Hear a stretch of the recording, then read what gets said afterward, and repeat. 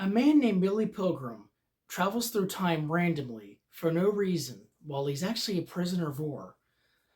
Let's read Slaughterhouse-Five and get to the bottom of this.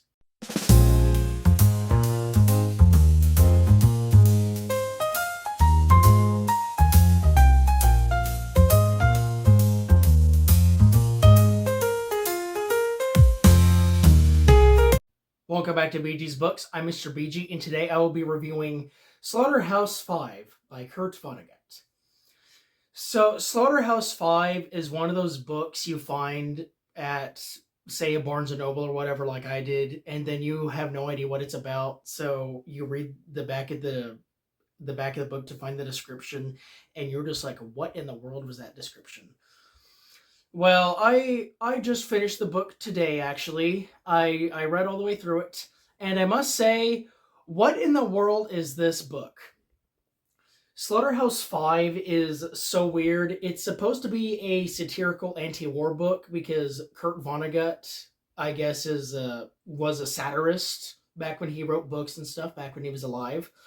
So, I mean, this book is supposed to be a satire about anti-war stuff, and it was just the most confusing thing I ever read. Well, maybe not the most confusing, but certainly one of them. I'm not sure if it's quite like Dune level confusing, but it's certainly up there as very confusing. And so to explain this confusion, I guess I have to try to explain what the book is actually about.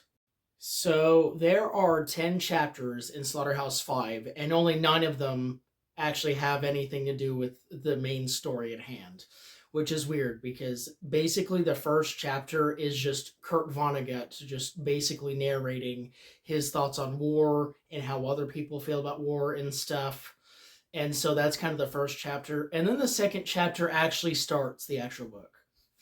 So basically, Slaughterhouse-Five follows Billy Pilgrim, a man who is basically displaced in time because he is on the trenches. He's in the trenches in World War II, and while he's going out to do something, he travels through time and ends up living through a lot of life events, like, say, his birth, his death, his wedding, his children's birth, stuff like that.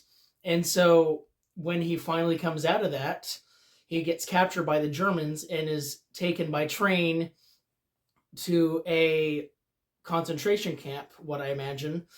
And they're called slaughterhouses, and they are in the 5th building. So that's why it's called Slaughterhouse-Five.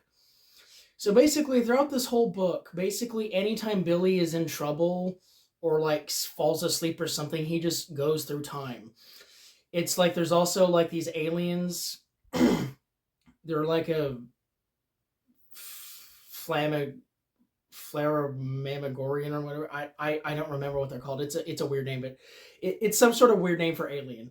But like, so he talked to them quite a few times, and then of course he like revisits how he first met his wife and like regular life and life after his wife died and stuff, and the plane crash he survived and the hospital stay afterwards he was in the plane. So basically, it's just whatever. And this book also centers on the bombing of Dresden, which I guess is a city in Germany. Apparently, it's a real place. I didn't know that, so history buffs, I do apologize. I do apologize for that. And basically, he's able to survive the bombing of Dresden because he's in like a meat locker or something. I don't know. I'm trying to explain this to you, but if you feel lost, don't feel bad because I'm also lost. So anyway, just this entire short book, which is 275 pages, by the way, so it is a very quick read. Billy just keeps doing stuff and ends up jumping through time and whatever. And at the very end of the book, he finds the destroyed city, which I'm pretty sure is Dresden. And he finds a bird, which goes, "Pooty wheat." So that's basically the book.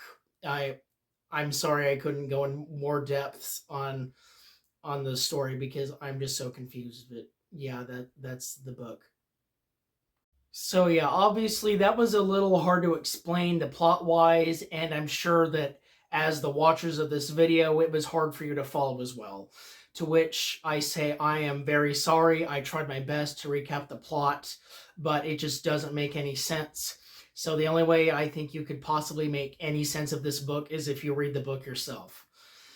But anyway, so obviously the book just was kind of a lot of weirdness and nothing made sense, which apparently was Kurt Vonnegut's point.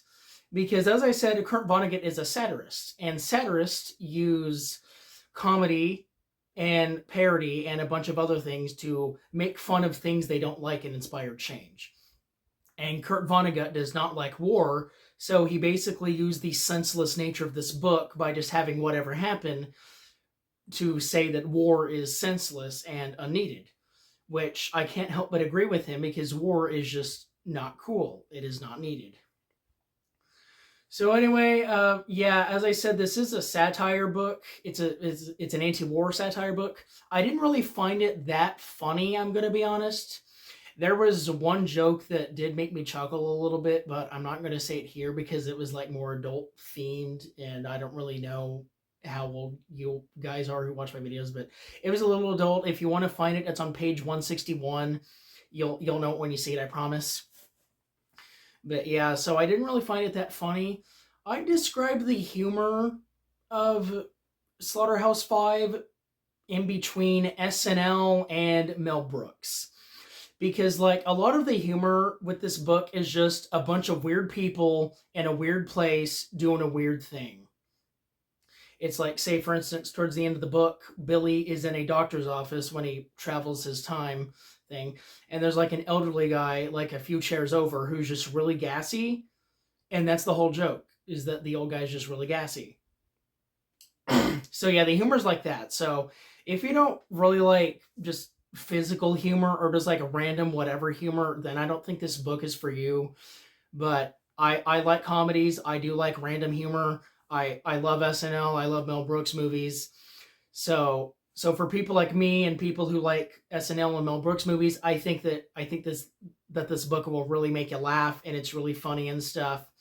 But yeah, outside of that one scene that I mentioned, I didn't really find it that funny, but most of the humor is just the whateverness of it. So yeah, overall, this book is very weird. It's very confusing, and it turns out that it's not supposed to at all. So there's that. So anyway, yeah, if you like comedy, go read this book, I guess. But it's so weird. So yeah, sorry about that. But anyway, guys, that is the end of this very weird book review I have for you today. Be sure to like and subscribe if you liked what you saw. We are still very close to 200 subscribers. We are less than 10 away, so very close to 200. But anyway, I actually just remember what the aliens are called. They are called the Tralfamadorans. And they're from a planet called Tralfamador. And I know that because I'm actually a Tralfamadoran myself. So, I gotta go home now. I will see you guys later. I've been BG from BG's Books, and I'll see you guys in the next video.